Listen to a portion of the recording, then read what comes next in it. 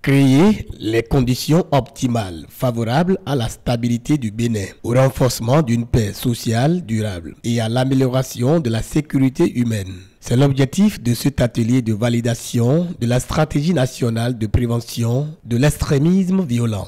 Suite à nos efforts respectifs,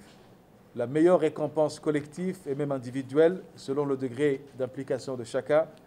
réside dans la bonne qualité de cette stratégie nationale. En la matière, je pense personnellement qu'il importe que nous profitions de cette dernière occasion de réflexion, en groupe plus élargi, pour nous assurer de l'exactitude du diagnostic stratégique, conformément au contexte national, de l'adéquation entre les stratégies et les défis identifiés et finalement de l'opérationnalité des axes stratégiques préconisés. Ce document va contribuer à la préservation de la paix et de la sécurité. Le gouvernement a, dans son programme d'action,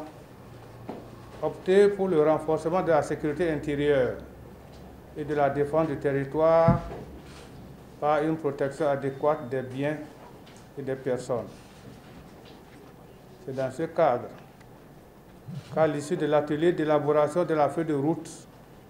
pour la formulation de cette stratégie qui a eu lieu à Grand Popo les 18 et 19 septembre 2019, 2 consultants ont été recrutés et ont présenté respectivement le 2 juillet et le 23 octobre 2020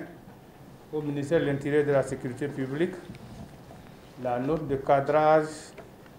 devant conduire leurs travaux ainsi que le projet de rapport de diagnostic stratégique. Après l'atelier de définition de la vision et de la formulation des axes stratégiques qui s'est tenu les 26 et 27 novembre 2020, toujours à Grand Popo, ils ont rendu disponible le projet de document final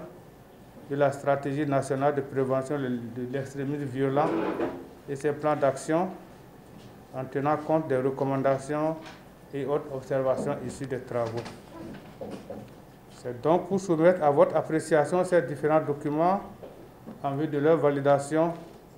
que le présent atelier est organisé. Les travaux vont durer 2 jours et vont permettre désormais à l'État béninois, dans sa politique, de renforcer la sécurité intérieure et de la défense du territoire par une protection adéquate de biens des personnes.